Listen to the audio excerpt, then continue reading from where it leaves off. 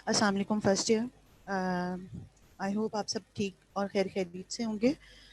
Last जो मेरा lecture था ट्यूसडे को, वो हम लोगों ने मीडिया स्टम किया था और इसी को हम कंटिन्यू करेंगे। ठीक है, मैं रैपिड जो है वो थोड़ी सी स्लाइड्स को आपकी ईजी के ईज के लिए मूव करूंगी, ताकि आप उसी जो है कंटिन्यूटी को जो है ना, जो हम लोगों ने लास्ट लेक्चर में की थी, उसको आप ज्वाइन कर सकें। ठीक है, अच्छा, ये मीडियास्टनम है और आगे हम प्रोसीड करते हैं। मीडियास्टनम जो है वो एक पार्टीशन है, ठीक है, जो एक्सटेंड करता है superior to the thoracic outlet and to the root of the neck and inferior to the diaphragm. It extend anterior to the sternum and posterior to the vertebral column. और जो mediastinum है उसके contents जो है उसमें remain of the thymus, heart and large blood vessels, trachea, oesophagus, thoracic duct, lymph node, vagus, phrenic nerve, sympathetic trunk। ठीक है, ये ओवरऑल जो है वो इसके मीडियास्टनम के कंटेंट्स आपको मैंने रिवाइज करा दिए हैं। ठीक है, let's move to the next slide.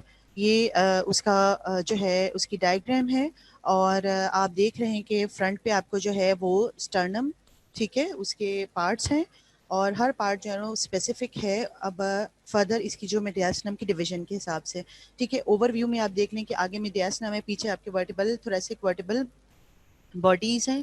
ठीक है, सुपीरियरली जो है root of the neck, inferior diaphragm आपको नजर आ रहा है और साइड्स पे मीडियास्टनल प्लूरा है। ठीक है ना, ये ओवरऑल मीडियास्टनम की एक बाउंड्रीज होगी। आगे मूव करते हैं नेक्स्ट जो है डायग्राम पे, ये आप देख रहे हैं उसमें कुछ कंटेंट्स जो है ना वो मैंने आपको शो की हैं, जिसमें ट्रेकिया है, उसके ब्रोंका है, ठीक है, और आर्च ऑफ अयोटा है, डिसेंडिंग थोरेसिक अयोटा, एसोफेगस आपको नजर आ रहा है, लेफ्ट रिकरेंट लेरेंजियल नर्व नजर आ रही है, थोरेसिक डक्ट नजर आ रही है आपको। ठीक है ना, आगे मूव करते हैं। डिवीजन ऑफ द मीडियास्टनम जो है वो मैंने आपको बताया था, सुपीरियर एंड इंफीरियर मीडियास्टनम में डिवाइड होते हैं इमेजिनरी प्लेन के थ्रू, जो कि हम स्टर्नल एंगल से इंटीरियरली पास करते हैं और कहाँ तक, to the lower border of the body of the fourth thoracic vertebra posteriorly.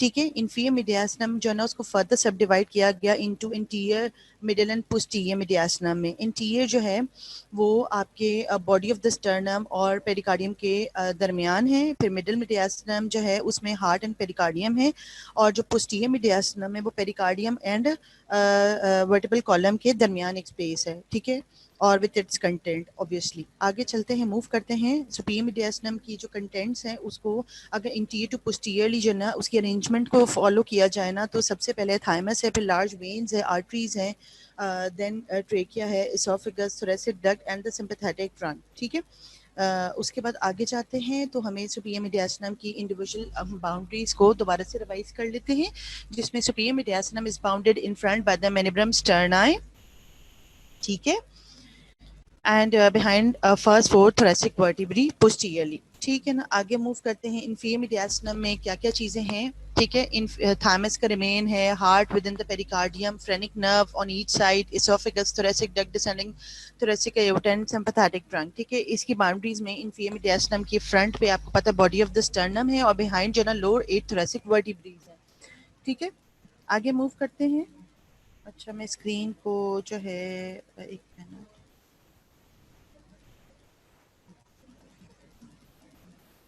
Ji, boundaries of the inferior mediastinum मैंने आपको जो है वो अलहदा से भी जो है ना रिवाइज करा दी है। अच्छा जी, अप्लाइड एनाटॉमी में मैंने डिफ्लेक्शन ऑफ द मीडियास्टनम बताया था। ठीक है ना, कैडवर में हार्डनिंग हो जाती है क्योंकि प्रिजर्विंग फ्लूइड्स डाले जाते हैं। जो लिविंग होते हैं वो जो है उसमें मीडियास्टनम फ्लेक्सिबल है, ठीक है ना, और मोबाइल है, ठीक है, क्योंकि रिदमिक पल्सेशन होनी होती है। ठीक है, इसोफेगस की डिस्टेंशन होनी होती है क्योंकि फूड के पैसेज जो बोलस ऑफ द फूड ने पास होना होता है वहां से। ठीक है, तो इसलिए ये लिविंग लोगों के अंदर मोबाइल है। ठीक है, और इसके बाद जो है ना अगर एयर एंटर हो जाती है प्लूरल कैविटी में, उसको हम नीमोथोरिक्स कहते हैं। आगे मूव करते हैं क्योंकि ये भी मैंने आपको पिछले लेक्चर में डिटेल में पढ़ा दिया था। मीडियास्टेनाइटिस जो है वो इन्फ्लेमेशन ऑफ द मीडियास्टेनम है। ठीक है, और वो सबके जो है कैसे कैसे होगा। ठीक है, अब आप एक दफ़ा रीड आउट कर लें क्योंकि मैंने पहले आपको काफ़ी डिटेल में ये चीज़ें पढ़ा दी हैं लास्ट अपने लेक्चर में। ठीक है, आगे जो है प्रोसीड करते हैं और अगर कोई डिफ़िकल्टी हो तो वो लास्ट में आप दोबारा पूछ लें, लास्ट के 10 मिनट्स में अगर मेरे पास टाइम हुआ तो ये पिछला जो ये मीडियास्टिनाइटिस है इसको मैं दोबारा से रिवाइज़ करा दूँगी। मगर चूँकि हमने आज का लेक्चर भी कवर करना है तो हम पीछे को अगर रिवाइज़ करते रहेंगे तो आगे प्रोसीड नहीं करेंगे, ठीक है? अच्छा जी, मीडियास्टिनल और वैसे भी मैं आपको रैपिड रिव्यू दे ही रही हूँ ताकि आप मुझे जॉइन कर लें। अच्छा, मीडियास्टिनल ट्यूमर्स और सिस्ट जो है वो भी मैंने आपको काफ़ी डिटेल में पढ़ाया था। मीडियास्टिनोस्कोपी कैसे करते हैं, ठीक है? एक डायग्नोस्टिक प्रोसीजर है जिसमें हम स्पेसिमेंस जो है ना ट्रेकियोब्रैंकियल लिम्फ नोड जो है ना वो ऑब्टेन करते हैं प्लूरल कैविटीज़ को ओपन करने के मतलब बगैर, ठीक है? आगे मूव करते हैं। फिर ट्रेकिया है, ट्रेकिया एक मोबाइल कार्टिलेजिनस मेम्ब्रेनस ट्यूब होती है, ठीक है? और जो है it begin in the neck as a continuation of the larynx. Larynx के बाद आपका ट्रैकिया जो है ना वो स्टार्ट होता है at the lower border of the cricoid cartilage at the level of the 6 cervical vertebrae, ठीक है ना? उसके बाद जो है वो ट्रैकिया जो है ना वो डिवाइड हो जाता है, ठीक है? करीना जो जहाँ डिवाइडिंग पॉइंट है उसको हम करीना कहते हैं, into right and left principal या मेन ब्रोंकाई में, ठीक है? स्टर्नल एंगल के लेवल पे opposite the disc between the fourth and fifth thoracic vertebrae. Trachea almost इसकी जो लेंथ है वो 11.25 सेंटीमीटर है और इसकी जो डायमीटर है 2.5 सेंटीमीटर है, ठीक है? आगे मूव करते हैं। रिलेशन ऑफ द ट्रेकिया में इंटीरियरली आपको पता है sternum thymus left brachiocephalic vein है, ठीक है? पोस्टीरियरली जो है इसोफेगस है, लेफ्ट रिकरेंट लारिंजियल नर्व है, राइट साइड पे ज़ाइगस है, लेफ्ट साइड पे arch of aorta and so on, ठीक है? आगे मूव करते हैं। Blood supply of the trachea मैंने जैसे आपको पहले बताया था अपर टू थर्ड जो सप्लाई हो रही है इन्फीरियर थायराइड आर्टरी से, ठीक है ना? और जैसे कि आप सेकेंड ईयर में पढ़ेंगे थायराइड ग्लैंड, ठीक है? उसकी पोजीशन भी ट्रेकिया के पास होती है, वो उसके लेवल्स हैं क्रीक्वाइड कार्टिलेज से लेके कहाँ तक वो आप नेक्स्ट ईयर जो है ना सेकेंड ईयर में पढ़ेंगे, ठीक है? और वहीं पर थायराइड की जो सप्लाई है inferior thyroid arteries and superior thyroid arteries वहीं से ट्रेकिया भी अपनी सप्लाई ले लेगा। तो upper two third of the trachea is supplied by the inferior thyroid arteries and the lower third is supplied by the bronchial arteries, ठीक है? उसके बाद lymphatic drainage of the trachea जो थी लास्ट लेक्चर में आपको मैंने बताई थी, वो ड्रेन करता है प्री ट्रेकियल, ठीक है? Paratracheal and deep cervical lymph node में। आगे मूव करते हैं nerve supply of the trachea. The sensing nerve supplies from the vagus and the recurrent laryngeal nerve, sympathetic nerve supply the trachealis muscle, ठीक है? उसके बाद प्रिंसिपल ब्रोंकाई जो थे राइट एंड लेफ्ट साइड पे, जो राइट साइड पे था वो मैंने आपको पहले बताया था कि जो राइट साइड का जो आपका ब्रोंकस है वो डायरेक्ट जो है ना वो आप जो है क्या कह सकते हैं उसको वर्टिकल है, ठीक है? और वाइडर है, शॉर्टर है, मोर वर्टिकल है, ठीक है? As compare to the left one. और अगर कोई फॉरेन बॉडी भी लॉन्च करती है वो इसकी वर्टिकल होने की वजह से राइट साइड पे जो है ना वो लॉन्च करती है, ठीक है? और जो है ना उसकी इसका जो दूसरा पॉइंट है, मेन पॉइंट, वो ये है कि before entering the hilum of the right lung जो प्रिंसिपल ब्रोंकस है वो एक सुपीरियर लोबार ब्रोंकस दे देता है, ठीक है? एंटर होने के बाद मिडल और इंफीरियर लोबार ब्रोंकस वहां जाके डिवाइड होते हैं, ठीक है ना? ये एक इसका जो है ना एमसीक्यू इम्पॉर्टेंट एमसीक्यू पॉइंट है जिसमें जो है ये आप चीज़ें याद रखें कि राइट साइड की क्या फ़र्क है और लेफ्ट साइड का डिफरेंस क्या है। राइट साइड का मेन डिफरेंस उसकी जो है वो फीचर्स हैं कि वाइडर है, शॉर्टर है, वर्टिकल है as compare to the left one. इसकी जो मेजरमेंट्स हैं वो भी आपको जो है एमसीक्यू वाइज जो है ना वो अच्छे तरीके से याद होनी चाहिए, ठीक है? उसके अलावा जो है हाइलम में एंटर होने से पहले राइट जो है ना आपका राइट प्रिंसिपल ब्रोंकस वो एक सुपीरियर लोबार ब्रोंकस देता है, यानी कि हाइलम एंटर होने से पहले। आफ्टर एंटरिंग इनटू द जो जब आफ्टर ये हाइलम में एंटर हो जाएगा उसके बाद ये डिवाइड हो जाएगा मिडल में इन्फीरियर लोबार ब्रोंकस में। आई होप आपको क्लियर हो गया हो। अच्छा जी, लेफ्ट प्रिंसिपल ब्रोंकस जो है जो है अगर हम उसको कंपेयर करें राइट से तो आपको अब क्लियर हो जाना चाहिए कि अगर वो वाइडर था तो बेसिक किसी चीज़ के डिफरेंसेस बताने की यही वजह होती है कि कोई ना कोई उनमें बेसिक फ़र्क होता है कि अगर राइट वाला जो है वो वाइडर है, चौड़ा है, तो लेफ्ट वाला नैरो होगा, ठीक है? वो शॉर्टर है तो ये लंबा होगा, लॉन्गर होगा, ठीक है? अगर वो वर्टिकल है तो ये ज़रा इसकी पोजीशन हॉरिजॉन्टल है, वहाँ पर फॉरेन बॉडी मेनली अगर कोई इनहेल कर लेता है या टूथ एक्सट्रैक्शन में या इनेस्थीसिया जब दे रहे होते हैं उस दौरान अगर कोई चीज़ आपका जो जैसे इनेस्थीसिया के दौरान आपकी जो टूथ जो है वो लॉज कर जाता है, तो वो ज़्यादा जो है वो राइट ब्रोंकस में करेगा। ठीक है, लेफ्ट इसीलिए फ़र्क है क्योंकि वो नैरो है, लॉन्गर है और समवॉट हॉरिजॉन्टल इन पोजीशन है as compare to the right one. ठीक है, और इसकी मेजरमेंट वो तकरीबन ये वो 1 इंच था, तो ये आपका 2 इंचेस है। ठीक है, it passed to the left below the arch of the aorta in front of the esophagus on entering the hilum of the left lung। इसका ये बेसिक फ़र्क जो है ना राइट से देख लें कि जब ये हाइलम में दाखिल हो जाता है, ठीक है, on entering the hilum of the left lung, तो जो ये प्रिंसिपल लेफ्ट ब्रोंकस है वो डिवाइड होगा सुपिरियर इंफीरियर लोबार ब्रोंकस में। मगर अगर हम कंपेयर करें इसको राइट प्रिंसिपल ब्रोंकस से, तो वो हाइलम में एंटर होने से पहले एक सुपीरियर दे देता है और हाइलम में एंटर होने के बाद आपका देता है मिडल और इंफीरियर। मगर लेफ्ट वाला जो है ना हाइलम एंटर होने के बाद ये अपनी डिविजन देता है सुपीरियर इंफीरियर लोबार ब्रोंकस में। आगे प्रोसीड करते हैं, ये डायग्राम देख लें। ठीक है, अच्छा जी, आगे मूव करते हैं। Applied anatomy of trachea. Applied anatomy of trachea हम लोगों ने यहाँ से छोड़ा था, इसी को आगे जो है ना अब लेक्चर को कंटिन्यू करते हैं। ठीक है,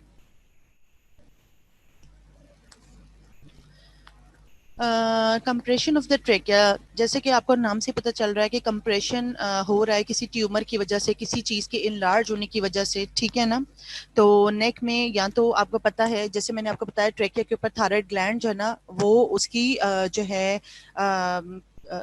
अटैचमेंट है या कनेक्टेड है उसके साथ। ठीक है, वो बायलोब्ड होता है थायराइड ग्लैंड, और वो दरमियान में से एक उसकी नैरो जो है वो आपस में दोनों लोब से कनेक्ट करती है, उसको हम इसथमस कहते हैं। ठीक है, इसी तरह थायराइड ग्लैंड का एक अपर पोल होता है, एक इंफीरियर पोल होता है। ठीक है, मगर हम उसको यहाँ डिटेल इसलिए डिस्कस नहीं करेंगे क्योंकि वो आपका यहाँ का टॉपिक ही नहीं है, वो सेकेंड ईयर का टॉपिक है। मगर थोड़ा बहुत आपको थायराइड ग्लैंड के बारे में नॉलेज होना चाहिए। ठीक है, तो नेक में अगर एक साइड पे या दोनों साइड पे थायराइड ग्लैंड की इनलार्जमेंट हो रही है, ठीक है, जिसको क्वाइटर कहते हैं, सही है, तो वो भी अगर एक साइड का है तो उसको ट्रेकिया को डिस्प्लेस कर देगा। ठीक है, टुवर्ड्स द ऑपोजिट साइड। और अगर बायलेटरल थायराइड ग्लैंड की इनलार्जमेंट है तो ट्रेकिया को वो कंप्रेस करेगा। ठीक है, तो समवॉट आके कुछ पेशेंट कंप्लेन करते हैं कि जो है ना ऐसे सांस जो है ना ऐसे लगता है कि कोई चीज़ प्रेशर फील हो रही है, दिक्कत हो रही है सांस लेने में। ठीक है, अच्छा जी, dilatation of the aortic arch, जिसको हम एनेरिज्म कहते हैं, can compress the trachea. Aortic arch की बात करें, ठीक है, जब अयोटिक आर्च डायलेट करेगा तो वो ट्रेकिया को कंप्रेस करेगा। ठीक है, आगे ट्रेकियाइटिस और ब्रोंकाइटिस, ट्रेकिया इन्फ्लेम्ड हो जाए, ठीक है, या उसकी डिवीजन जिसको हम ब्रोंकस कहते हैं वो इन्फ्लेम्ड हो जाए। The mucosal lining the trachea is innovated by the recurrent laryngeal nerve. ठीक है, ट्रेकिया की म्यूकोजल लाइनिंग की जो नर्व सप्लाई है बेसिकली वो इनोवेटेड है रिकरेंट लेरेंजियल नर्व से। ठीक है, और जो जहाँ पर आपका ट्रेकिया बाइफिकेट करता है जिसको हम करीना कहते हैं, ठीक है, वहाँ पर नर्व सप्लाई पल्मोनरी प्लेक्सस के थ्रू है। अब अगर ट्रेकिया इन्फ्लेम्ड है या ब्रोंकस इन्फ्लेम्ड है तो वो जो सेंसेशन है वो एक्चुअल पेन की नहीं देगा। ठीक है, वो ऐसे फील होगा जैसे बर्निंग सेंसेशन फील हो रही है। ठीक है, a tracheitis or bronchitis give rise to a raw burning sensation felt deep to the sternum instead of actual pain, right? आगे मूव करते हैं इनहेल फॉरेन बॉडीज। जैसे कि मैंने आपको पहले बताया कि जो फॉरेन बॉडीज बच्चों में तो बहुत कॉमन है, ठीक है, बड़ों में भी कॉमन हो जाती है। जैसे कुछ लोग जैसे खाना खाते हुए चिकन बोन, फिश, ये लॉज हो जाता है जाके आपके राइट जो है ब्रोंकस के अंदर। तो उसमें फिर एक तो जो है ब्रोंकोस्कोपी के थ्रू अगर डीपर साइड पे वो लॉज हो जाती है तो फिर उसको किस तरह रिमूव करना है। ठीक है, अच्छा जी, फॉरेन बॉडीज जो इनहेल्ड हैं सो कैसे, inhalation of the foreign bodies into the lower respiratory tract is common. यानी कि लोअर रेस्पिरेटरी ट्रैक के अंदर तो लॉज हो जाएगी, तो वो आपके एक सर्टन प्रोसीजर्स होते हैं उसके थ्रू ही उसको आप रिमूव कर सकते हैं। ठीक है, ब्रोंकोस्कोप के थ्रू। ठीक है, ये लो रेस्पिरेटरी ट्रैक की बात कर रहे हैं, specially in children. pin, screws, nut, bolts, peanut, and part of chicken bones, teeth, and twine. Because the right bronchus is the wider and more direct continuation of the trachea, the foreign bodies tend to enter the right instead of the left bronchus. From there, they usually pass into the middle or lower lobe bronchi. ठीक है, जैसे मैंने आपको पहले बताया कि right की importance और लेफ्ट की जो इम्पोर्टेंस है और इन दोनों के डिफरेंसेस की वजह से जो ये लॉज होने का अमल है फॉरेन बॉडीज का वो क्यों है. ठीक है, और यूजुअली ये बताया है कि कहाँ तक वो पास कर जाएगा, मिडल में या लोअर लोब ब्रोंकाई में. जैसे कि आपको पता है हाइलम से पहले ही आपको सुपीरियर लोब जो है वो हाइलम एंटर होने से पहले है, मगर आफ्टर हाइलम एंटर होने के बाद वो डिवाइड हो जाता है मिडल एंड लोअर लोब में. आप अच्छा जी, इनहेल फॉरेन बॉडीज के बाद हम मूव करते हैं. ब्रोंकोस्कोपी एक डायग्नोस्टिक प्रोसीजर है जिसमें हम स्पेसिमेन कलेक्ट करते हैं कोई बायोप्सी के लिए, कोई फॉरेन बॉडी को निकालने के लिए. ठीक है, और कोई अगर एयरवे जो है ऑब्स्ट्रक्ट है, ठीक है, उसका जो है वो डायग्नोसिस बनाने के लिए, और अगर कंप्लीट ऑब्स्ट्रक्शन है तो उसको जो है उसका और कोई तो ट्रीटमेंट नहीं है सिवाय ट्रेकियोस्टमी करने के. ठीक है, इसको हम रीड आउट कर लेते हैं. Bronchoscopy enables a physician to examine the interior of the trachea को देखने के लिए होता है.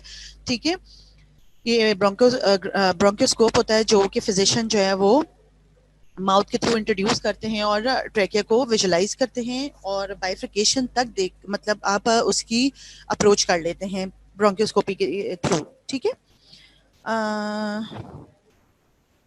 और अगर कोई बहुत एक्सपीरियंस जो है कंसल्टेंट है तो वो इंटीरियर जो है ऑफ द लुबार ब्रोंकाई और bring and the beginning of the first segmental bronchi तक अप्रोच कर लेता है. ठीक है, ये आपके एक्सपर्टाइज जो लोग हैं वही वहां तक अप्रोच कर सकते हैं.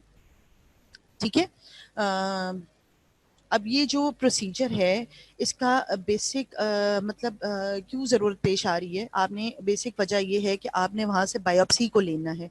ठीक है, अब आप हर दफ़ा तो चीज़ों को ओपन करके एक्सप्लोर करके बायोप्सीज नहीं ऑब्टेन करते हैं. ठीक है, तो सर्टन प्रोसीजर्स होते हैं तो उसके थ्रू हम बायोप्सीज जो है ना वो ऑब्टेन करते हैं. ये सिंपलेस्ट तो इतना सिंपलेस्ट तो नहीं है, पेशेंट के लिए भी बड़ी डिफ़िकल्टी होती है और जो है वो इतना इजी आपको जो ना कोऑपरेट नहीं करता. तो जो कोऑपरेशन कर देते हैं तो वो तो सॉल्व कर लेते हैं. ठीक है, और वैसे ये अंडर जीए ही होता है. ठीक है, जो विदाउट जीए या माइल्ड सेडेशन के साथ हम जो है वो गैस्ट्रोस्कोपी करते हैं, मगर ब्रोंकोस्कोपी के लिए आपको सेडेट करके ही ये वाला प्रोसीजर करना पड़ता है. ठीक है, बेसिक हमने ये प्रोसीजर क्यों करना है ताकि हम बायोप्सीज जो है उसको ऑब्टेन कर सकें.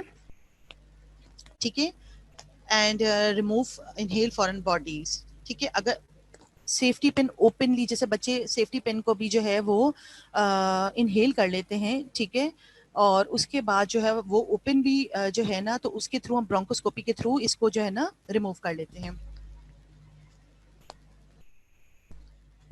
और फॉरेन बॉडी लैरिंग्स में भी लॉज हो जाती है जैसे मैंने आपको बताया. ठीक है ना, वो भी अब ब्रोंकोस्कोप के थ्रू निकालेंगे क्योंकि वहां से कोई अप्रोच ही नहीं है. अच्छा, उसके अलावा जो है a method commonly used to relieve complete obstruction is tracheostomy. जैसे मैंने आपको पहले बताया है कि जो है कंप्लीट जो ऑब्स्ट्रक्शन है, ठीक है, उसके लिए हम ट्रेकियोस्टमी एयरवे को प्रिजर्व करते हैं. आगे मूव करते हैं. ये देखिए ब्रोंकोस्कोप पी के थ्रू आप देख रहे हैं राइट एंड लेफ्ट जो प्रिंसिपल ब्रोंकाई हैं और जहाँ पर डिवीजन हो रही है एक आपको प्रोमिनेंट सी रिज नजर आ रही है सेंटर में, इसको हम करीना कहते हैं. आगे मूव करते हैं. Large vein of the thorax. ठीक है, ये सारे के सारे जो हैं आपको कंटेंट्स में उसकी जैसे सुपीरियर मीडियास्टिनम है, फिर बीच में हम बाद में जैसे जैसे आगे लेक्चर्स आएंगे उसमें इनफीरियर मीडियास्टिनम जो है उसमें पोस्टीरियर है और इंटीरियर है, इसके भी कंटेंट्स साथ साथ कंप्लीट कर लेंगे. ठीक है, अभी हम लोगों ने ट्रेकिया कर लिया, ब्रोंकस कर लिया, अब large veins of the thorax कर लेते हैं. उसमें कौन कौन सी आ जाती है large vein of the thorax में. Large vein of the thorax में हमारे पास ब्रेकियोसेफेलिक वेन है. Brachiocephalic vein superior vena cava है. ठीक है, इजाइगस वेन है, इन्फीरियर वेना केवा है, पल्मोनरी वेन्स है. फिर उसके बाद जो है हम आर्टरीज की तरफ प्रोसीड करेंगे. यानी कि जो लार्ज ब्लड वेसल्स हैं उसमें हम पहले वेन्स को डिस्कस कर लेते हैं. जैसे कि मैंने आपको बताया था कि सुप्रियम मीडियास्टम के कंटेंट में थायमस था, फिर ट्रेकिया था, फिर लार्ज वेन्स थी, लार्ज आर्टरीज थी, ठीक है, एंड सो एंड सो। तो आगे एक मतलब वन बाय वन इन सबको जो है ना डिटेल में मैं आपके डिस्कस करके साथ साथ लेकर चल रही हूँ आपको। अच्छा जी, ब्रेकियोसेफेलिक वेन जो है उसकी फॉर्मेशन कैसे है, सबसे पहले तो आप ये चीज़ समझ लें। Right brachiocephalic vein is formed at the root of the neck, ठीक है। बेसिकली जो राइट और लेफ्ट ब्रेकियोसेफेलिक वेन है इसकी फॉर्मेशन कहाँ है, रूट ऑफ द नेक पे है, ठीक है। और कैसे हो रही है, right brachiocephalic vein is formed at the root of the neck by the union of the right subclavian and the right internal jugular vein, यानी कि राइट सबक्लेवियन वेन जो कि अपर लिम्ब से डिऑक्सीनेटेड ब्लड लेकर आएगा वो, ठीक है। और राइट इंटरनल जुगुलर वेन जो आपकी हेड एंड नेक से लेकर आएगा, ठीक है। ये आपस में रूट ऑफ द नेक पे जो है यूनाइट होंगे और राइट ब्रेकियोसेफेलिक वेन फॉर्म करेंगे, ठीक हो गया। The left brachiocephalic when has a similar origin, likewise देखें कि जो लेफ्ट है वो भी इसी तरह है कि जो left subclavian and left internal jugular vein root of the neck पे यूनाइट करेंगे और लेफ्ट ब्रेकियोसेफेलिक वेन को फॉर्म करेंगे। आगे समझ, आगे प्रोसीड करते हैं। जो लेफ्ट ब्रेकियोसेफेलिक वेन जो है, यानी कि left subclavian and left internal jugular vein आपस में यूनाइट करेंगे रूट ऑफ द नेक पे, ठीक है। It pass obliquely downward and to the right. अब ये ऑब्लिकली पास करेंगे, इसके बाद मैं आपको इसकी ना डायग्राम भी दिखाऊंगी। It pass obliquely downward and to the right, ठीक है। एक ऑब्लिकली जाएगा नीचे की तरफ और राइट साइड पे बिहाइंड द मेनिब्रम स्टर्नाई के बैक साइड पे, ठीक है। सारा का सारा इंटीरियर ऑफ द बॉडी में हो रहा है, ठीक है। तो एक्चुअल में ये मेनिब्रम स्टर्नाई के पीछे की बात कर रहे हैं, तो ये obliquely downward and to the right जो है ना मेनिब्रम स्टर्नाई के बिहाइंड जाएगा and in front of the large branches of the aortic arch के इन फ्रंट होगा, ठीक है। It joins the right brachiocephalic vein, उसके बाद ये जाके राइट ब्रेकियोसेफेलिक वेन को ज्वाइन करेगा और ये सुपीरियर वेना केवा को फॉर्म करेगा। अब इसको डायग्राम देख लें अब आप, ताकि अभी कंफ्यूजन जो है ना वो खत्म हो जाए। अब आप ये देख रहे हैं कि राइट इंटरनल जगुलर वेन है और राइट सबक्लेवियन वेन है और ये दोनों मिलकर राइट ब्रेकियोसेफेलिक वेन बना रहे हैं। मगर चूंकि आपको पता है कि राइट साइड जो है वो आप ये सुपीरियर वेना केवा, ठीक है, इसे right atrium of the heart में जाके ओपन होना है। अब चूंकि हमारे पास लेफ्ट ब्रेकियोसेफेलिक वेन जो है रूट ऑफ द नेक पे कैसे बनेगी, लेफ्ट इंटरनल जगुलर और लेफ्ट सबक्लेवियन वेन आपस में ज्वाइन होंगे रूट ऑफ द नेक में, थोड़ा सा डाउन और ऑब्लिकली जाएंगे, ठीक है। और जाके राइट साइड पे जो है ना यूनाइट हो जाएंगे, ठीक है। और उसके बाद ये दोनों मिलाकर यानी कि राइट साइड पे एंड लेफ्ट साइड पे ब्रेकियोसेफेलिक वेन दोनों मिलकर सुपीरियर वेना केवा को फॉर्म करेंगी। आई होप जो है यहाँ तक अंडरस्टैंडिंग हो गई हो, बहुत आसान है, कोई मुश्किल नहीं। डायग्राम ही आपको नजर आ रही है कि जो लेफ्ट साइड है उसको डाउनवर्ड एंड ऑब्लिकली जाना पड़ रहा है टूवर्ड्स द राइट, ठीक है। आगे मूव करते हैं जी।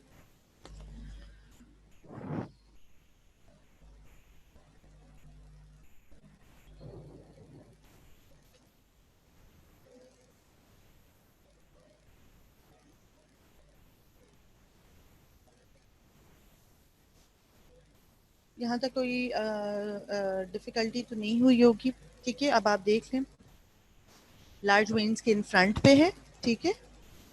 अच्छा जी, फिर आ जाता है हमारे पास, चूंकि आपको मैंने बताया कि राइट और लेफ्ट ब्रेकियोसेफेलिक वेन बनाएंगी सुपीरियर वेना केवा, ठीक है। जब लेफ्ट ब्रेकियोसेफेलिक वेन ज्वाइन करेगी राइट ब्रेकियोसेफेलिक वेन को तो बना देगी सुपीरियर वेना केवा। सुपीरियर वेना केवा सारा डीऑक्सीनेटेड ब्लड जो है अपर लिम्ब से हेड एंड नेक से कलेक्ट करके राइट एट्रियम में पोर कर देगा। अब इसको हम डिटेल में डिस्कस कर लेते हैं। सुपीरियर वेना केवा contain all the venous blood from the head and neck and both upper limbs and is formed by the union of the two brachiocephalic vein, ठीक है। It passes downward to end in the right atrium of the heart. The vena izygos join the posterior aspect of the superior vena cava, ठीक है। अब जैसे azygos when है वो join करेगी posterior aspect of the superior vena cava के, यानी कि पोस्टीरियर सरफेस पे जाके जो है एजाइगस वेन ज्वाइन कर लेगी ये, ठीक है। सुपीरियर वेना केवा की जो पोस्टीरियर सरफेस है उस पे आपकी एजाइगस वेन इसको ज्वाइन कर लेगी, ठीक है। और just before it enters the pericardium, यानी पेरिकार्डियम में एंटर होने से पहले ही ये posterior surface of the superior vena केवा को ज्वाइन कर लेगी एजाइगस वेन, ठीक है, ये मैंने आपको सारा डिटेल में सुपिरियर वेना केवा का पहले बता दिया कि सारा का सारा वीनस ब्लड हेड एंड नेक से दोनों लेम से जो है वो कलेक्ट करेगा और कैसे सुपिरियर वेना केवा बनेगा, आपका right and left brachiocephalic when आपस में ज्वाइन करेंगी। ठीक है, तो ये सुपिरियर वेना केवा बनाएंगे, सारा का सारा डीऑक्सीजनेटेड ब्लड जो है वो आपके right atrium of the heart में पोर कर देंगे। ठीक है, अब आपको नजर आ रही है, अगर आप नीचे वाली डायग्राम आपको जो आप देख रहे हैं जिसमें आपको नजर आ रही हैं क्या कहते हैं सुपिरियर वेना केवा, उसकी पोस्टीरियर एस्पेक्ट पे एक छोटी सी वेन की ओपनिंग आपको नजर आ रही है। ठीक है, तो ये एजाइगस वेन की पोस्टीरियर एस्पेक्ट या posterior surface of the Superior vena cava की आपको नजर आ रही है एक छोटी सी ओपनिंग। तो ये एजाइगस वेन की ओपनिंग है इन the posterior surface of the Superior vena cava. आगे मूव करते हैं। ठीक है, उसके अलावा आप देख सकते हैं एजाइगस वेन की ये पोस्टीरियर इंटरकॉस्टल वेन्स है। ठीक है, उसके बाद हेमीजाइगस वेन है। ठीक है, सुपिरियर और इन्फीरियर हेमीजाइगस वेन्स आ गई। ठीक है, वो कैसे ट्राइब्यूटरीज जो है वो इंटरकनेक्टेड हो रही हैं और कैसे जाके इंटरकनेक्ट होके आपके सुपिरियर वेना केवा में सारी की सारी ड्रेनेज हो रही है। ठीक है, आगे मूव करते हैं। ये जाइगस वेन जो है consist of the main azygos when है। एजाइगस वेन में मेनली आपकी मेन एजाइगस वेन है, इन्फीरियर हेमीजाइगस वेन है, सुपिरियर हेमीजाइगस वेन है। ठीक है, the origin of the azygos when is variable. ठीक है, नाम से पता चल रहा है कि ये वेरी करती है इसकी origin. It is often form by the union of the right ascending lumbar when. और ये फॉर्म कैसे होगी, ये आपकी एजाइगस वेन जो है it is often form by the union, ये फॉर्म होती है जब यूनियन हो जाता है right ascending lumbar veins and right subcostal vein. ठीक है ना, इनकी फॉर्मेशन इसकी यूनियन के साथ, यानी कि जो एजाइगस वेन है एक तो उसकी ओरिजिन वेरिएबल है और इसकी फॉर्मेशन कैसे हो रही है कि जब आपस में यूनाइट होंगे right ascending number vein and right subcostal vein. ठीक है, जब यूनियन हो जाएगी इनकी, ठीक है, तो ये फॉर्म हो जाएगा। ठीक है, it ascend through the aortic opening in the diaphragm. अब डायफ्राम के अंदर आपको पता है, जो कि मैंने डायफ्राम की ओपनिंग्स आपको बहुत डिटेल में पढ़ाई थी, डायफ्राम बहुत डिटेल में पढ़ाया था, रिवाइज भी कराया था बार बार। अच्छा, उसमें aortic opening in the diaphragm में ये असेंड करेंगी ऊपर। ठीक है, अच्छा जी, it ascends through the aortic opening in the diaphragm on the right side of the aorta के right side पे to the level of the fifth thoracic vertebrae. Here it arches forward above the root of the right lung to empty into the posterior surface of the superior vena cava के posterior surface पे empty कर देगा अपने आप को। ठीक है, the azygous vein has numerous tributaries including the 8 lower intercostal veins. इसकी numerous बेतहाशा tributaries है azygous vein की, जिसमें 8 लोअर राइट इंटरकोस्टल वेन्स है, राइट सुपीरियर इंटरकोस्टल वेन है, सुपीरियर इंफीरियर हेमीजाइगस वेन्स है और न्यूमरस मिडियास्टनल वेन्स है। ये इसकी सारी की सारी ट्राइब्यूटरीज हैं, ये आपको याद होनी चाहिए कि एजाइगस वेन ये आपका जो है ना एमसीक्यू रिलेटेड है। ठीक है, ऑप्शंस आ जाएंगे आपके उस पर, तो फिर इसको आप एज इट इज याद कर लें कि azygos when has numerous tributaries, जिसमें 8 लोअर राइट इंटरकोस्टल वेन है, राइट सुपीरियर इंटरकोस्टल वेन है, सुपीरियर इंफीरियर हेमीजाइगस वेन्स है और मिडियास्टनल वेन्स है। इंफीरियर हेमीजाइगस वेन और सुपीरियर हेमीजाइगस वेन। ठीक है, ये डायग्राम देख लें, पहले भी दिखाई है मैंने आपको। ठीक है, ये हेमीजाइगस वेन्स है। ठीक है, अभी आप ये भी देख रहे हैं कि कैसे जो है एयोटिक ओपनिंग के थ्रू ऊपर जा रहा है और कैसे ये सारा जाके ज्वाइन करेगा सुपीरियर वेना केवा को। अच्छा जी, inferior hemizygous vein, the inferior hemizygous vein is often formed by the union of the left ascending lumbar vein. ठीक है,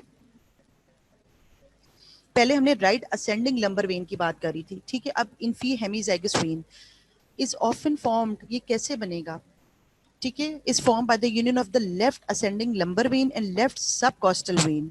ठीक है, अब inferior hemizygous vein की फॉर्मेशन हो रही है आपस में जब यूनाइट करेंगे लेफ्ट असेंडिंग लंबर वेन और लेफ्ट सबकॉस्टल वेन।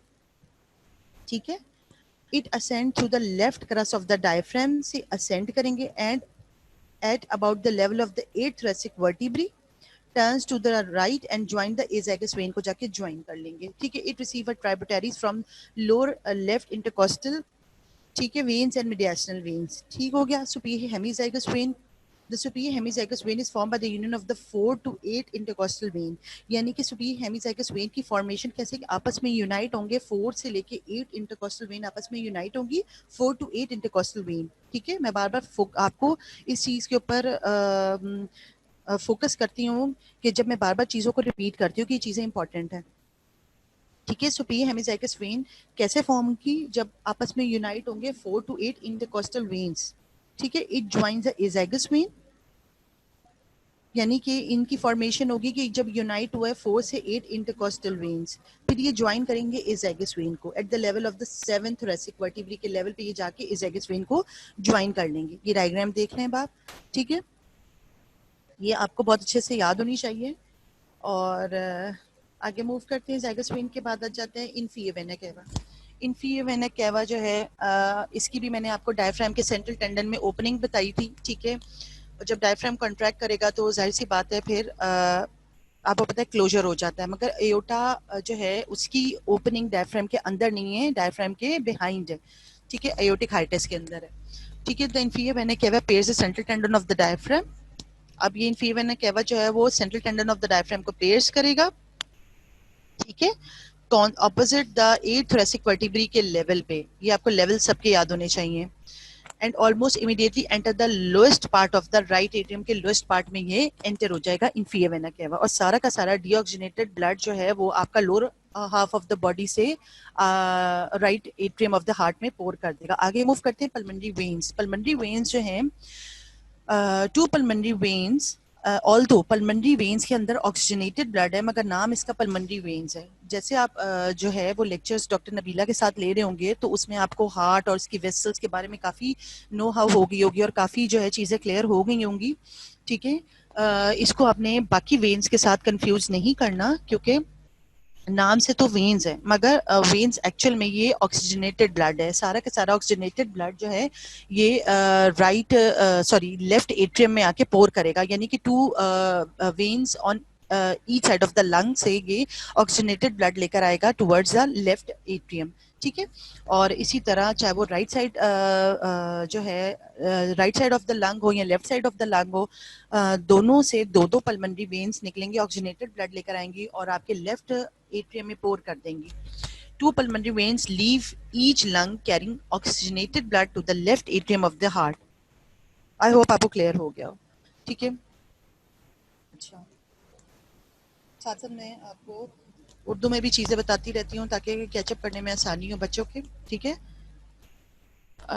फिर आ जाता है large arteries of the thorax. Large arteries of the thorax में हमारे पास अयोटा है, arch of aorta, ascending aorta, arch of aorta, descending thoracic aorta and descending abdominal aorta. ठीक है, अब aorta, the aorta is a main arterial trunk that deliver oxygenated blood from the left ventricle of the heart to the tissues of the body. जैसे कि मैंने आपको बताया कि pulmonary veins में सारा का सारा ऑक्सीजनेटेड ब्लड आ रहा है, यानी कि एक लंग से two pulmonary veins oxygenated blood लेकर आ रही हैं लेफ्ट एट्रिया में. इसी तरह left side of the lung से भी टू पल्मोनरी वेन्स जो है oxygenated blood left atria of the heart में लेकर आ रही हैं. तो इस तरह 4 pulmonary vein posterior aspect of the left जो आपका एट्रियम है वहां ओपन हो रही हैं और सारा का सारा oxygenated blood through 4 pulmonary veins के थ्रू लेफ्ट एट्रियम में ऑक्सीजनेटेड ब्लड को पोर कर रही हैं.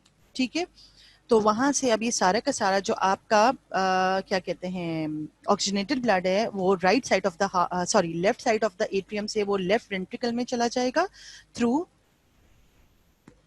Bicuspid valve. ठीक है ना, और लेफ्ट वेंट्रिकल से वो आपका सारा का सारा ऑक्सीजनेटेड ब्लड अब आपके पास आ जाएगा अयोटा में. अयोटा के फर्दर पार्ट एक असेंडिंग है, फिर आर्च है, फिर डिसेंडिंग है. डिसेंडिंग फिर स्प्लिट हो जाता है into descending thoracic aorta and descending abdominal aorta में.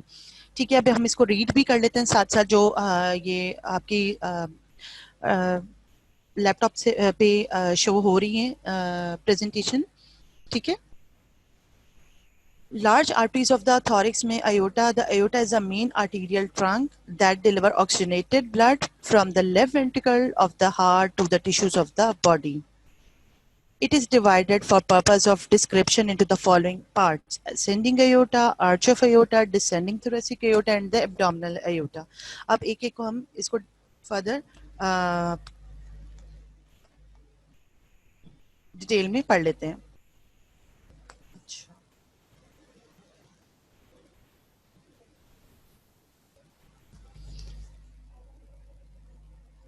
ascending aorta.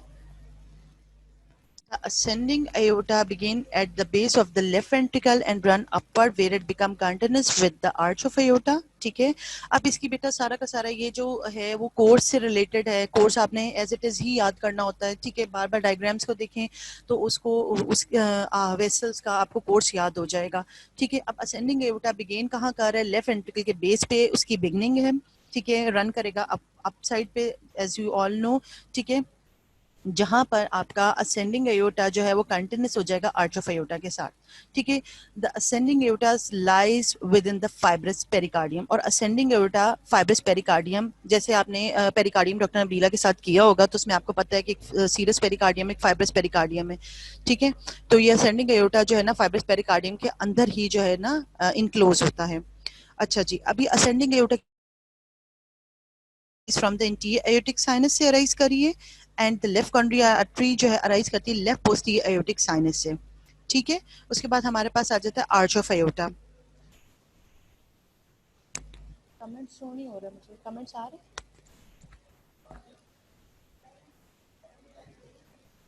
आवाज नहीं, मैं कह रही हूँ कमेंट्स नहीं शो हो रहे. यहाँ से कहाँ से? नहीं, ये जब इधर से ऑफ हो जाता तो मुझे कहाँ इधर से करूँ? कहाँ आए ही नहीं. बस ठीक है, बस थैंक यू.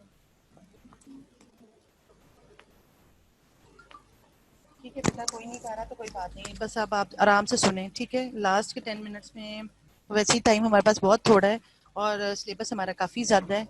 ठीक है ना, तो आई होप आप लोग जो है मामून आप आई होप आप पढ़ रहे होंगे और आपको काफ़ी चीज़ें जो है वो जो है समझ आ रही होंगी, कोई डिफ़िकल्टी नहीं होगी. ठीक है, तो यहाँ पर शो नहीं हो रहा था इसलिए मैंने बुलाया उसको.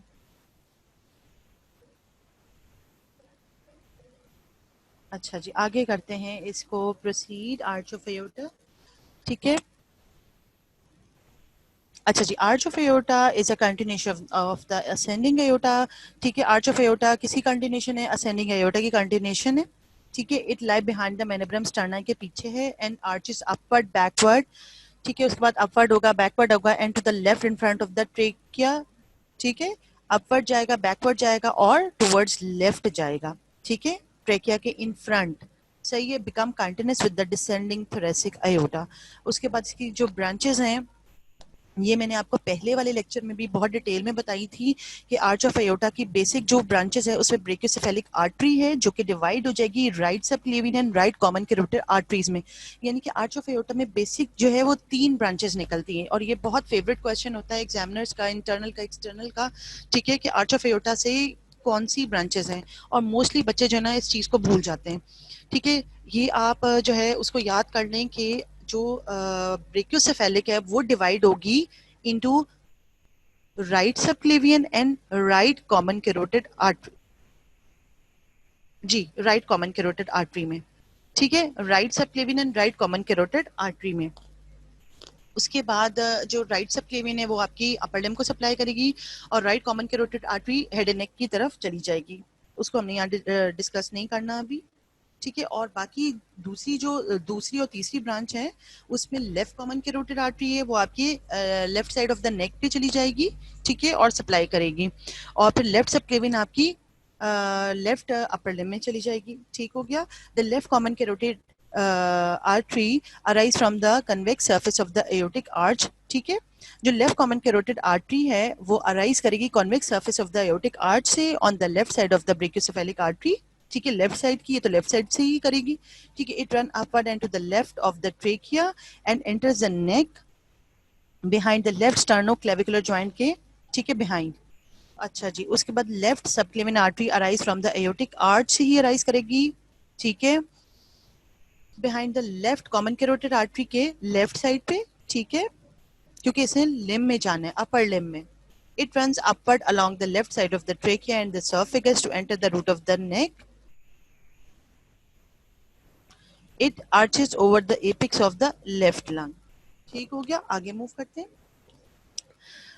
फिर हमारे पास आ जाता है descending thoracic aorta. Descending thoracic aorta lies in the posterior mediastinum and begins as a continuation of the arch of aorta on the left side of the lower border of the body of the fourth thoracic vertebrae के level पे ये आपका descending thoracic aorta arch of aorta से जो है ना change हो जाता है, यानी कि इसका नाम चेंज हो जाता है और नाम इसका आ जाता है डिसेंडिंग thoracic aorta. ठीक है, it runs downward in the posterior mediastinum में ये रन करेगा inclining forward and medially to reach the anterior surface of the vertebral column. ठीक है, ये अपना एक पोजीशन ले लेगा at the level of the 12th thoracic vertebrae. It pass behind the diaphragm. ये T12 के लेवल पे डायफ्राम के पोस्टीरियरली पास करेगा एयोटिक ओपनिंग से, जिसको एयोटिक हाइटस कहते हैं. ठीक है, in the mid line and become continuous with the abdominal aorta. Descending abdominal aorta में ये फिर continue हो जाएगा. आगे मूव करते हैं और ये आप डायग्राम देख लें. ठीक है, जैसे कि आपको यहाँ पर शो हो रही है. अब आप देखें कि आपके पास आर्च ऑफ अयोटा है. आर्च ऑफ अयोटा से हमारे पास ब्रेकियोसेफेलिक आर्टरी निकली जो कि स्प्लिट होगी into the right common carotid जो कि नेक में चलेगी और राइट सबक्लेवियन जो कि आपकी आर्म में चली गई. ठीक है, उसके बाद हमारे पास आर्च ऑफ अयोटा की फर्स्ट ब्रांच ब्रेकियोसेफेलिक आर्टरी थी. सेकंड हमारे पास लेफ्ट कॉमन कैरोटिड आर्टरी आ गई. ठीक है, जो कि ब्रेकियोसेफेलिक आर्टरी के लेफ्ट साइड पे है. ठीक है, और वो रूट ऑफ द नेक में चली गई. उसके बाद हमारे पास और अगर हम लेफ्ट जाएं तो हमारे पास लेफ्ट सबक्लेवियन आर्टरी आ गई जो कि आपके अपर लिम्ब को सप्लाई करेगी. ठीक है, और left subclavian artery lower border of the teres major के बाद उसका नाम चेंज हो जाएगा इनटू द एक्सिलरी आर्टरी. ठीक है ना, एक्सिलरी आर्टरी जो है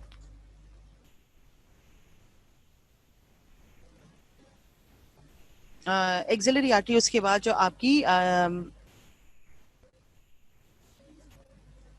कंटिन्यू करेगी एज ब्रेकियल आर्टरी. ठीक है,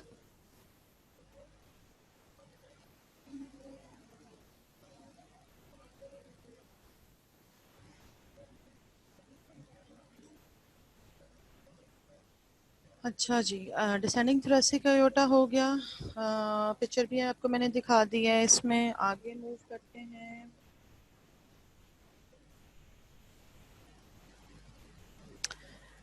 ब्रेकियल क्या बेटा, दानियाल क्या पूछना चाह रहे हैं? ब्रेकियल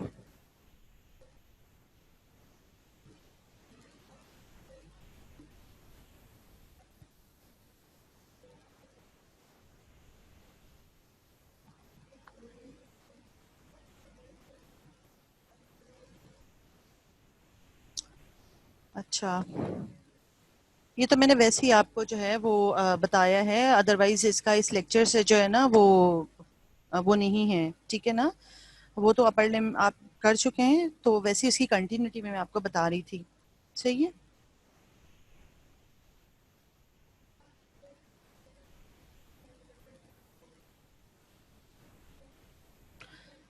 अच्छा,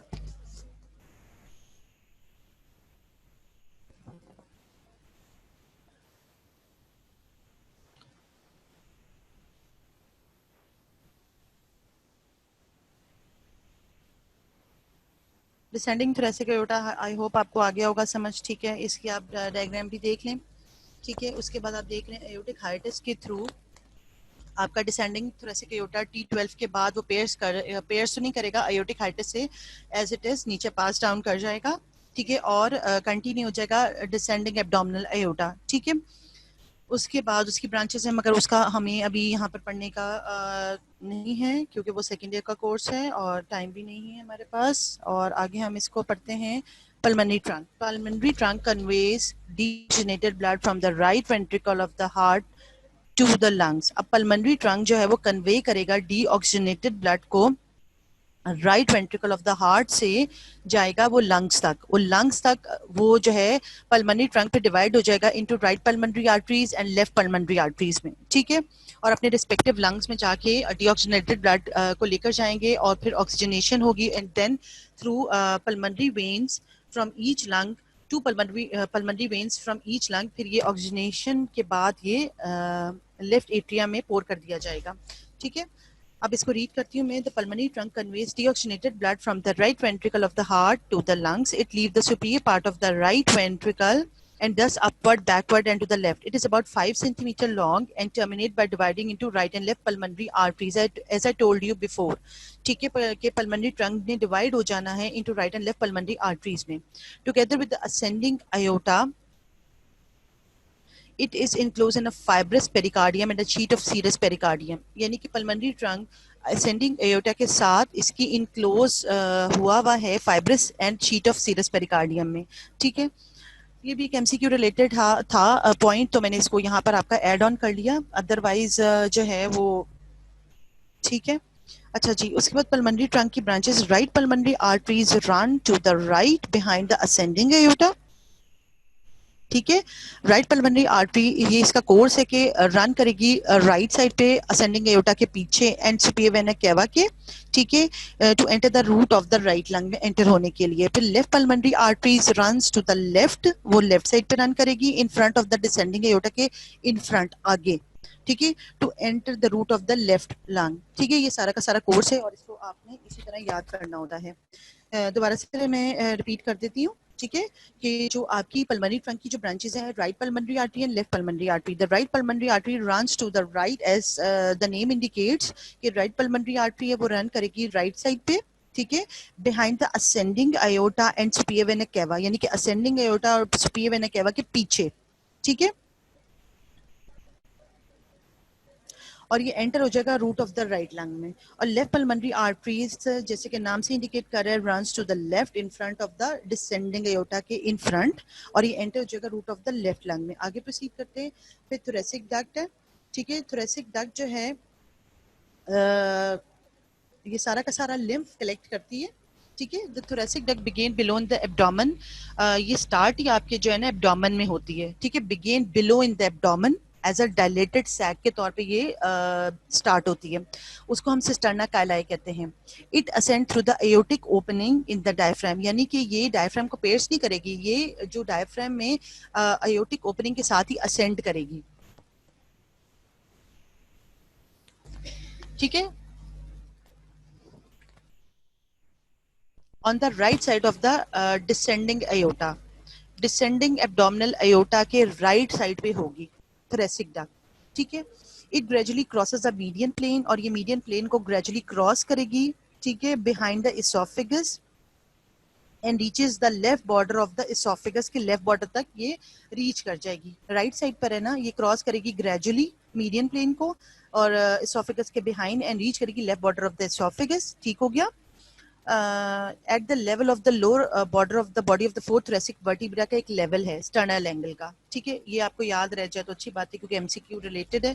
ठीक है, it then runs upward along the left edge of the oesophagus. उसके बाद जैसे जैसे ये लेफ्ट साइड पे पहुंच गई तो ये इसके साथ असेंड करेगी इसोफेगस के साथ. इसोफेगस ने तो नीचे आना है मगर ये खुद जो थोरेसिक डक्ट है ना ये खुद असेंड करेगी क्योंकि एब्डोमेन से ये अराइज हुई है. ठीक है, it then runs upward along the left edge of the esophagus to enter the root of the neck तक ये जो है अप्रोच कर लेगी. ठीक है, वहां तक ये एंटर हो जाएगी. कौन? Thoracic duct. Here it bend laterally. उसके बाद behind the carotid sheet and in front of the vertebral vessels. उसके बाद ये laterally जो है वो अपना कोर्स चेंज करेगी. It turns downward in front of the left phrenic nerve. ठीक है, and crosses the subclavian artery to enter the beginning of the left brachiocephalic vein. ठीक है, उसके बाद ये एंटर हो जाएगी beginning of the left brachiocephalic when में. ठीक है, ये सारा का सारा इसका कोर्स बताया है, ये आपने एज इट इज याद करना है. ठीक है, at the root of the neck the thoracic duct. अब रूट ऑफ द नेक में पहुंचने के बाद जैसे अब देखें, it turns downward in front of the left phrenic. ठीक है, उसके बाद and crosses the subclavian artery, उसको क्रॉस करेगी फिर दाखिल हो जाएगी to enter the beginning of the left brachiocephalic vein. ठीक है, at the root of the neck the thoracic duct receive. Root of the neck पे थोरेसिक डक्ट ने रिसीव करनी है left jugular subclavian bronchomediastinal lymph trunk, वहां से इसने इन सबको रिसीव कर लेना है. ठीक है, ऑल्दो दे में drain directly into adjacent large veins में भी ड्रेन कर देता है. द थोरेसिक डक्ट दस कन्वे टू द ब्लड और lymph from the lower lymph. अभी थोरेसिक डक्ट ने कन्वे करना है सारा का सारा जो लिम्फ लेकर आया लोअर लिम्फ से. ठीक है, ब्लड में पेल्विक कैविटी का, लोअर लिम्ब का, एब्डोमिनल कैविटी का, left side of the thorax का and left side of the head and neck and left arm. ठीक है, ये सब का सब इसने ड्रेन करना है. After that right lymphatic duct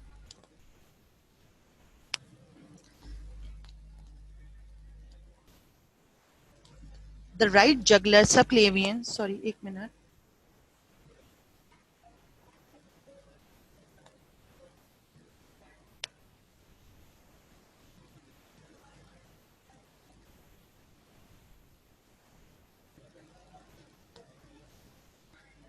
अच्छा जी, right lymphatic duct, the right jugular subclavian bronchomediastinal trunk which drain the right side of the head and neck. ठीक है, अब ये सारा का सारा ड्रेन कर रहा है right jugular subclavian bronchomediastinal trunk which drain the right side of the head and neck, the right upper limb and the right side of the thorax respectively, may join to form the right lymphatic duct. ये सब join करके जो ना may join to form the right lymphatic duct बनाएंगे।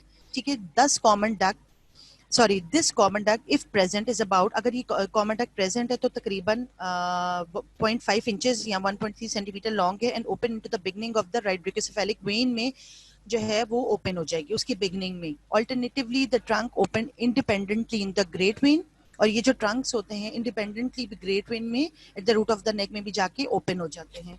ठीक है, आगे move करते हैं। अच्छा,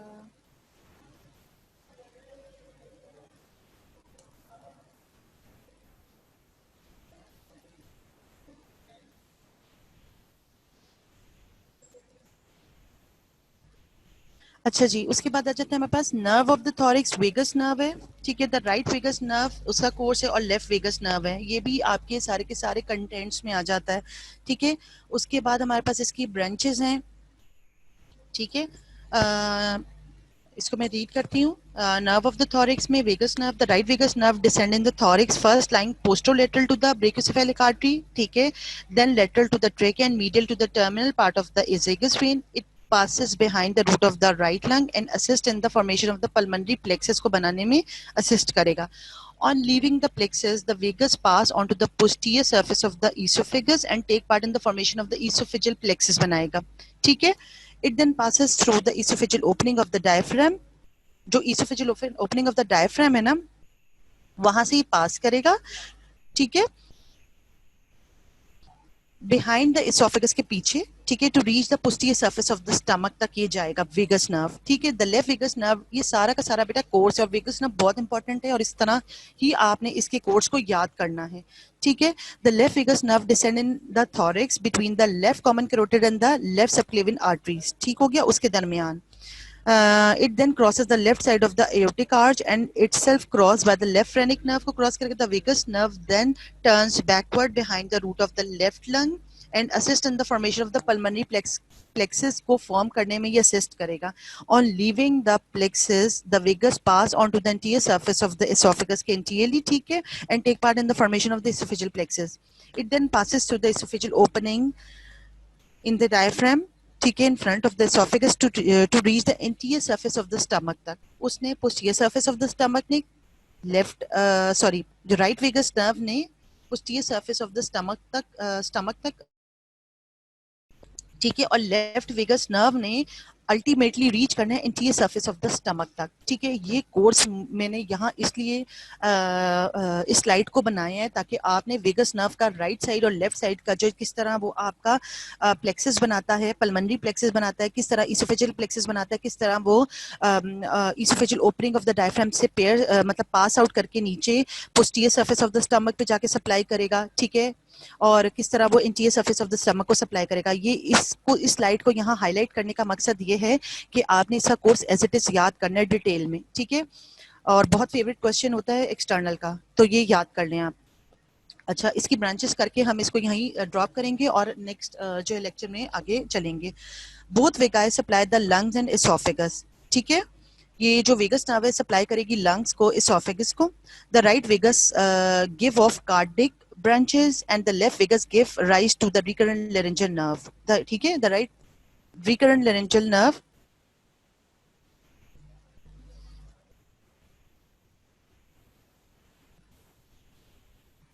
जी। Both vagi supply the lungs and oesophagus. ठीक है, दोनों वेगस नर्व जो ना लंग और एसोफेगस को सप्लाई करेंगे। द राइट वेगस जो है give off cardiac branches and the left vagus give origin to the left recurrent laryngeal nerve. ठीक है, द राइट रिकरेंट लेरेंजियल, अब जो लेफ्ट वेगस है ना वो आपकी लेफ्ट रिकरेंट लेरेंजियल नर्व दे रही है। जो राइट रिकरेंट लेरेंजियल नर्व है ना arise from the right vagus in the neck and hook around the subclavian artery and ascend between the trachea and esophagus. ठीक है.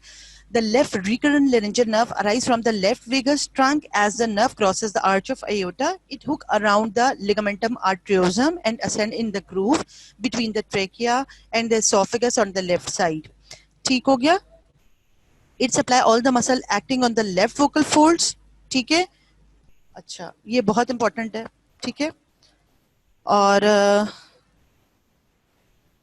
हमारा फ्रेनिक नर्व लास्ट रह गया है और इसको करके हम जो है ना एंड अप कर लेते हैं. Phrenic nerve arise from the neck from the anterior rami of the third, fourth and fifth cervical nerves. ठीक है. राइट फ्रेनिक नर्व जो है उसका कोर्स जो है वो ये है कि the right phrenic nerve descend in the thorax along the right side of the right brachiocephalic vein and the superior vena cava. It pass in front of the root of the right lung and run along the right side of the pericardium, which separate the nerve from the right atrium. It then descend on the right side of the inferior vena cava to the diaphragm. Its terminal branches pass through the caval opening in the diaphragm to supply the central part of the peritoneum on its under aspect. ठीक है. The left phrenic nerve descend in the thorax along the left side of the left subclavian artery. It crosses the left side of the aortic arch and here crosses the left side of the left vagus nerve. ये सारा course है इसका. It passes in front of the root of the left lung and then descend over the left surface of the pericardium, which separate the nerve from the left ventricle. On the reaching the diaphragm, the terminal branches spares the muscle and supply the central part of the peritoneum on its under aspect. ठीक है. The phrenic nerve possesses efferent and afferent fibers. The efferent fibers are the sole nerve supply of the muscle of the diaphragm. ठीक है. Basic आपको पता होना चाहिए कि phrenic nerve जो है ना राइट फ्रेनिक नर्व है उसने किसको सप्लाई करना है, लेफ्ट फ्रेनिक नर्व ने किसको सप्लाई करना है, एंड दैट्स इट. ठीक है. ये कोर्स मैंने इसलिए लिखा है ताकि कोई चीज आपकी एमसीक्यू रिलेटेड मिस ना हो यूएचएस में. ठीक है. आई होप यहाँ तक आपको अंडरस्टैंडिंग हो गई होगी. तो इंशाल्लाह नेक्स्ट टाइम जो है वो हम लोग आगे प्रोसीड करेंगे. मैंने आपको पहले लेक्चर का भी सारा रिवाइज कराया है जो मेरा इस आपके साथ मेडिएस्टिनम पे हुआ था और आज का लेक्चर भी मैंने आपको डिलीवर कर दिया. इंशाल्लाह नेक्स्ट टाइम जो है वो करेंगे. Thank you so much. Allah Hafiz.